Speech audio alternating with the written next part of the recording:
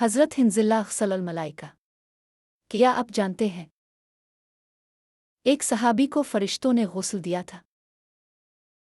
یہ تھے ہنزلہ ابن ابی عامر۔ حضرت ہنزلہ کی شادی ابھی ہوئی ہی تھی۔ اگلی صبح جنگ عہد کی آواز بلند ہوئی۔ وہ فوراً میدان جنگ کی طرف روانہ ہو گئے۔ جلدی میں وہ غسل بھی نہ کر سکے۔ جنگ میں انہوں نے بے مثال بہادری دکھائی اور شہید ہو گئے۔ بعد میں محمد نے صحابہ کو بتایا، میں نے دیکھا کہ فرشتے ہنزلہ کو آسمان اور زمین کے درمیان غسل دے رہے ہیں۔ اسی وجہ سے حضرت ہنزلہ کو غسل الملائکہ یعنی فرشتوں کے غسل دیے ہوئے کہا جاتا ہے۔ دوستو، کیا آپ نے اس سے پہلے یہ حیران کن واقعہ سنا تھا؟ کمنٹ میں ضرور بتائیں۔